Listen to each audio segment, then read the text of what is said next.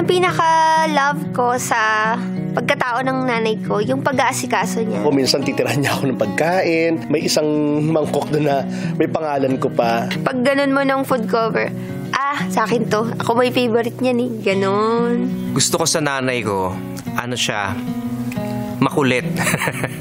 Pag nanonood siya ng Showtime, pauwi ka kanina, ano ba naman niya suot mo? Laki ng t-shirt mo. Pinakamahal ko sa nanay ko, yung fact na nanay ko siya, anak niya ako. She's such a cute human being. Ang ganda ng nanay ko Isa siyang magandang nilalang. She never fails to make me smile and laugh with all her little gestures and her personality. It's just so lovable and cute. A source of joy ko yung nanay ko Sobrang mapagmahal niya. Kahit wala na siyang ma-offer, o-offeran ka pa rin niya ng mga pwede niyang ibigay sa'yo.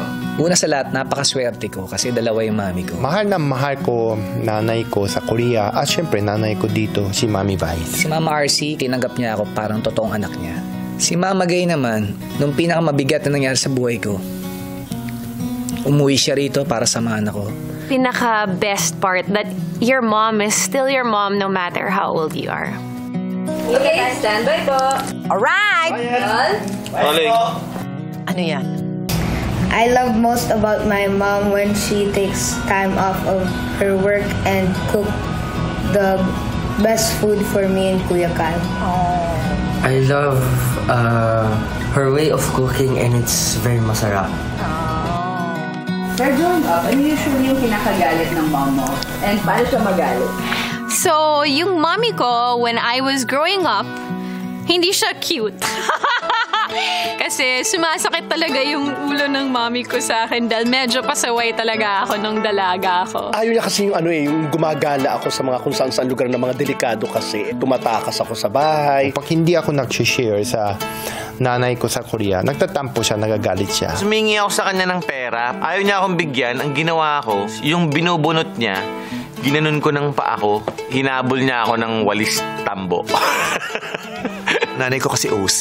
So, kinakagalit na nanay ko pag hindi ka marunong magtiklop ng pinaghigaan mo.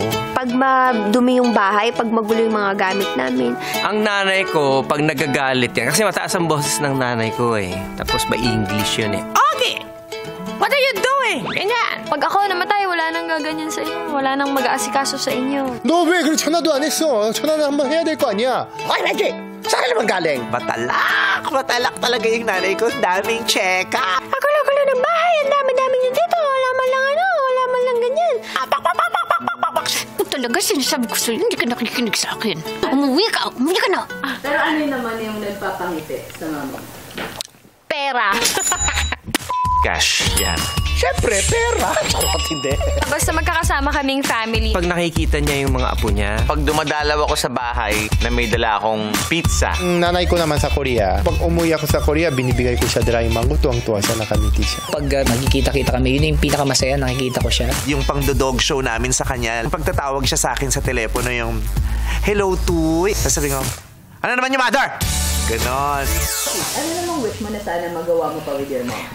sa edad ni mami na 92, ang talagang gusto ko sana mag-travel. Tipong lalabas kami ng town, Out of the country, sa mga beaches. Yung nanay ko sa Korea, gusto ko pupunta kami sa Palawan. Yung mga panahon na super kayod ako, wala akong time na gumala talaga na kasama yung mama ko. Gusto kong magkaroon ng marami pang chances na magkasama kami. create more memories together. Sana mas mahaba pang oras. Sana makadalaw ako ng palagi. Dahil alam ko, mayroon pa tayong mga gagawin na mas masaya pang alaala. Sa tingin mo, anong sasabihin sa'yo ng nanay mo kung pinapanood ka niya ngayon? Let yourself heal. Ano ba yung question na yan?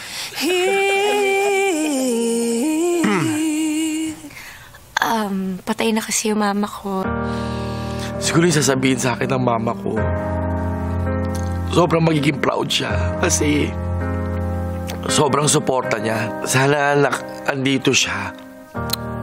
Unang-una, alam ko, pinapanood ako ng nanay ko kasi nasa langit na siya. Siguro happy siya for me. Isa siya sa pinakamalaking inspirasyon ko and pinakamalaking source of strength kapag alam ko na hindi ko na kaya. Hindi, super close kasi kami ng mama ko eh. Pinaka-bonding namin every Sunday, lagi ko nilook forward talaga kasi nag-e-effort talaga siya na masarap talaga yung ulam namin. Kahit paalang ng lechon, mas 5 kami magkakapatid. Hati-hati kami doon. Kasi magaling magluto yung mami ko noon eh. So, kapag nakakatikim ako ng ulam na kalasa nung luto niya dati, naiiyak ako, naalala ko siya. Namimiss ko siya, sobra. Namimiss kita, sobra. Sobra kitang namimiss kasi sana mabigay ko pa yung dapat kong ibigay. We miss you and I love you. Humingi ako ng patawad sa mga lahat ng mga pagkakamali ko mula nung bata ako. Akong bahala, I will protect your legacy.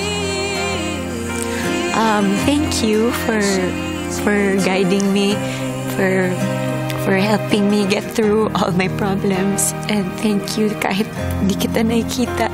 Alam ko, niyayakap mo ako pag natulog ako. Yun.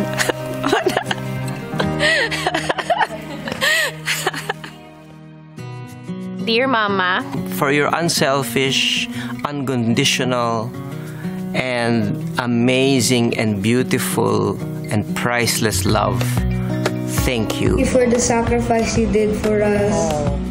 for being a good example sa aming magkakapatid. Sa lahat ng advice, yung pagmamahal mo sa akin. Sa lagi pag-aaruga, pag-aasikaso, at pag-aalala sa akin. For everything ginawa mo sa akin ever since. For never giving up on me. Dahil ako, hindi ako mapapagod na mamahalin kayo.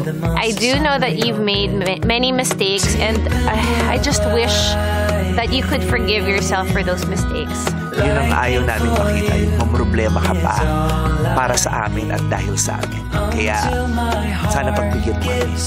Kalma ka na, relax ka na. Kami nang bahala sa'yo. I'll always be here to support you, whatever your dreams may be, no matter what your age is. I'll always be your #1 fan. You are the greatest mom. You are the best mom in the world. I will always be your little teddy boy. I'll always be your little wobbly. Mommy, I love you with all my heart. Mwah. Happy Mother's Day, Mom. Happy Mother's Day. I love you so much. Happy Mother's Day. Happy Mother's Day, Mom. I love you. I love you. Happy Mother's Day. I love you very much. Happy Mother's Day. Happy Mother's Day. Mahal na mahal ko kayo dalawa. Happy Mother's Day, Mama. I love you. Gusto kong makitang hindi ka na namumroblema kasi dapat hindi ka na namumroblema. Happy Mother's Day, Nanay! I love you.